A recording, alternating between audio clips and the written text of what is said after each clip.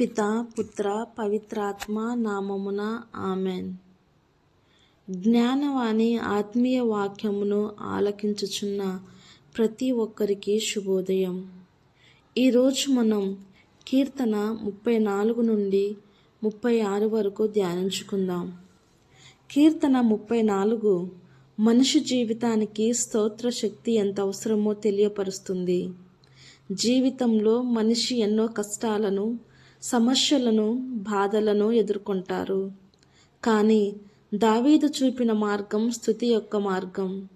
ఆయన తన కష్టకాలంలోనూ దేవుని స్తుతి చేయడం ఆపలేదు. ఇది మనకు ఒక గాఢమైన పాఠం నేర్పుతుంది. కష్టాలు మనపై భారంగా ఉన్నా మనం దేవుని స్తుతి చేస్తే మన అంతరంగంలో శాంతి కలుగుతుంది. స్తోత్రం అనేది సమస్యలను తొలగించేది కాదు, కానీ వాటిని ఎదుర్కొనే ధైర్యాన్ని ఇస్తుంది. దేవుని భయపడే వారికి ఆయన దూతలు రక్షణా కవచంలా నిలుస్తారని ఈ కీర్తన తెలియపరుస్తుంది.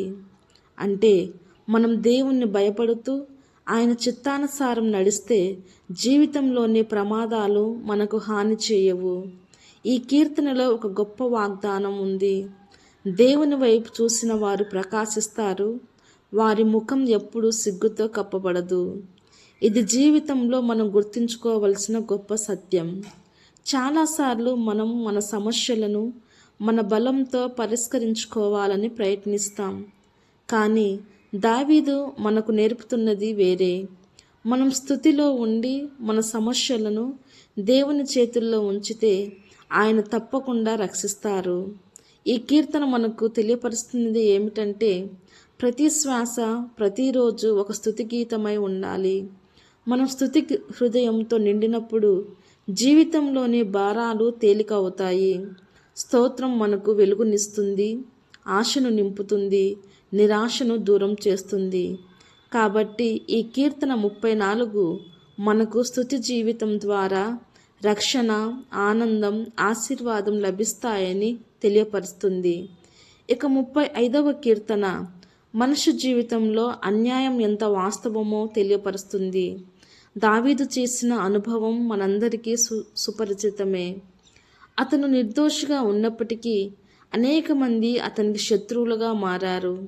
తప్పుడు ఆరోపణలు చేశారు, అపార్థాలు కలిగించారు, అసూయతో అతనిపై కుట్రలు పన్నారు. ఇదే పరిస్థితి మన జీవితంలోనూ తరచూ ఎదురవుతుంది. మనం మంచి చేసినా అందరూ దాన్ని గుర్తించరని మనం అనుభవిస్తాం. కొందరు మన మంచిని చూసి అసహనంతో మనపై తిరుగుతారు. అలాంటి సందర్భాల్లో మనం సహజంగానే బాధపడతాం. కానీ దావీదు చేసినది ప్రత్యేకం. ఆయన స్వయంగా ప్రతీకారం తీర్చుకోలేదు, తన శత్రువులపై కోపం చూపలేదు. ఆయన దేవుని ముందు నమ్రతతో నిలబడి న్యాయం కోసం ప్రార్థించాడు. ఇది మనకు ఒక శాశ్వత పాఠం. మనిషి తీర్పు తాత్కాలికం, కానీ దేవుని తీర్పు శాశ్వతం. మనం ఎదుర్కొనే అన్యాయాలను ఆయన తప్పగా తీర్చుతాడు. ఈ కీర్తన మనకు ఓర్పు నేర్పుతుంది. ప్రతీకారం మన పని కాదు, అది దేవుని పని. మనం నిశ్శబ్దంగా ఆయన ఎదుట ప్రార్థిస్తూ నిలబడితే ఆయన మన న్యాయాన్ని వెలుగులోకి తెస్తాడు. కీర్తన 35 మనకు గొప్ప ధైర్యం ఇస్తుంది. జీవితంలో మనం ఒంటరిగా లేము, మన తరపున పోరాడేది ఆ దేవాతి దేవుడే. కాబట్టి ఈ కీర్తన ద్వారా మనం నేర్చుకోవాల్సింది ఏమిటంటే, అన్యాయం ఎదురైనా మనం ఓర్పుతో, ప్రార్థనతో, విశ్వాసంతో జీవించాలి. ఇక కీర్తన 36 జీవితంలోని 2 విరుద్ధ మార్గాలను చూపుతుంది. దుర్మార్గుడి మార్గం మరియు నీతిమంతుడి మార్గం. దుర్మార్గుడు తన మనస్సులో దేవుని భయం లేకుండా జీవిస్తాడు. అతని ఆలోచనలు మోసంతో, దురుద్దేశంతో నిండి ఉంటాయి. అతను ఇతరులకు హాని చేయడంలో ఆనందిస్తాడు. ఈ విధమైన జీవితం చివరికి చీకటికి దారితీస్తుంది. కానీ నీతిమంతుడు దేవుని కరుణలో ఆశ్రయం పొందుతాడు.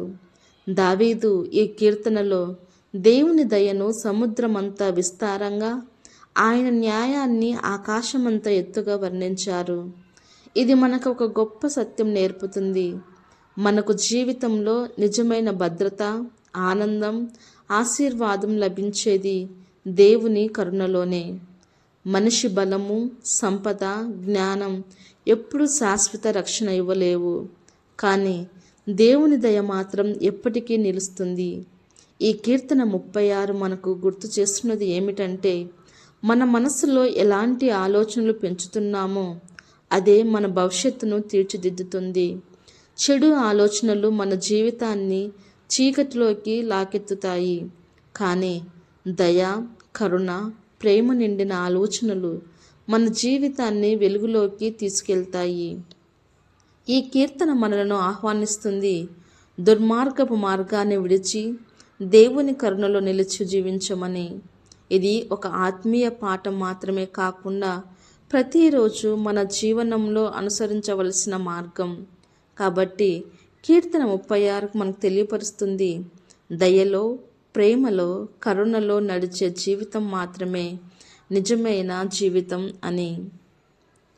పితా, పుత్ర, పవిత్ర ఆత్మ నామమున ఆమెన్.